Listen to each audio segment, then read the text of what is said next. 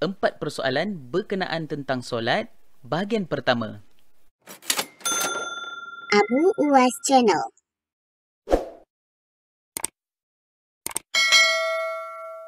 Hai, Assalamualaikum warahmatullahi ta'ala wabarakatuh. Bertemu lagi kita di dalam channel Abu Ais. Apa khabar semua? Mudah-mudahan anda semua di dalam rahmat Allah Subhanahu Wa Taala, insya-Allah. Baiklah, pada video kali ini saya nak kongsikan kepada anda semua tentang 4 persoalan berkaitan solat. 4 persoalan berkaitan solat. Insya-Allah sangat bermanfaat, dan kalau anda nak tahu kena tengok video ini sampai habis. Baiklah, bagi anda yang baru saja melihat video ataupun channel ini, jangan lupa tekan butang subscribe di bawah supaya anda mendapat notifikasi video terbaru daripada saya. Jadi, jangan buang masa, jom kita lihat 4 persoalan berkaitan solat bahagian pertama. Soalan pertama, apakah hukum mengeringkan anggota wudu? Sebahagian fuqaha mengatakan ianya dibolehkan, manakala sebahagian yang lain mengatakan makruh. Imam Nawawi menukilkan tidak dimakruhkan mengelap anggota wudu, akan tetapi disunatkan untuk meninggalkannya. Manakala Imam Al-Mahamili pula mengatakan tidak dimakruhkan dan tidak dikatakan bahawa perbuatan itu menyelisihi perkataan yang disunatkan. Jadi kesimpulannya, perbuatan mengeringkan anggota wuduk dengan menggunakan tuala dan seumpamanya selepas wuduk adalah harus. Tidaklah diharamkan untuk mengelap anggota wuduk bagi mengelakkan perasaan tidak selesa dalam beribadah. Soalan kedua, apakah hukum solat dengan mengikat rambut? Daripada Ibnu Abbas radhiyallahu anhu, beliau melihat Abdullah bin Al-Haris solat dalam keadaan rambutnya diikat di belakang. Ibnu Abbas lantas bangkit dan melepaskan ikatan tersebut. Apabila Abdullah bin Haris selesai solat, lantas dia menghadap Ibnu Abbas dan berkata, "Mengapa kamu lakukan pada rambutku sedemikian?" Lalu Ibnu Abbas menjawab, "Aku telah mendengar Rasulullah SAW bersabda, perumpamaan orang ini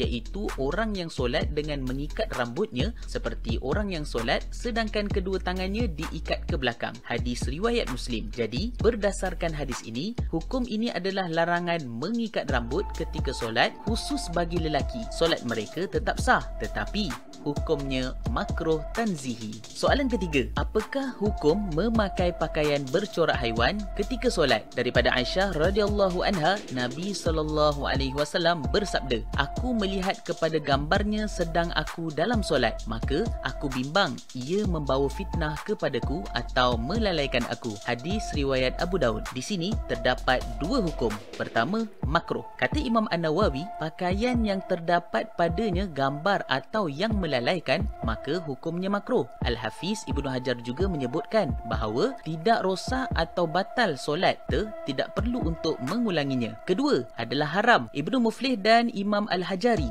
menyebutkan bahawa haram memakai pakaian yang terdapat padanya gambar haiwan. Jadi kesimpulannya, hukum adalah makruh, disyorkan supaya elak dari memakai pakaian yang terdapat gambar haiwan ketika solat. Soalan keempat, apakah hukum solat wanita berstokin terlalu nipis? Mazhab Imam Asy-Syafi'i wajib menutup tapak kaki ketika solat bagi wanita dan ia merupakan syarat sah solat. Syekh Ibnu Ajil menyebutkan bahawa ukuran ketebalan pakaian bagi menutup aurat memadai jika ianya tidak menampakkan warna kulit dalam majlis al-takhatub, iaitu jarak kira-kira 1.5 meter antara dua orang yang bercakap. Kesimpulannya, memakai pakaian nipis untuk menutup aurat adalah tidak memadai. Stokin wanita yang kelihatan nipis tetapi tidak kelihatan warna kulit dalam jarak kira-kira 1.5 meter boleh dipakai semasa solat, manakala sunat untuk memakai stokin yang lebih tebal bagi mengelakkan masalah. Itu dia 4 persoalan berkaitan solat. InsyaAllah pada video yang akan datang saya akan sambung lagi persoalan-persoalan berkaitan solat, insyaAllah. Baiklah, bagi anda di luar sana, jangan lupa untuk sebarkan video ini supaya orang lain juga mendapat kefahaman dan manfaat yang sama, dan jangan lupa untuk tekan butang subscribe di bawah sebagai tanda sokongan anda pada channel ini. Jadi itu saja daripada saya, Abu Ais Channel. Wabillahi taufiq wal hidayah. Assalamualaikum warahmatullahi taala wabarakatuh.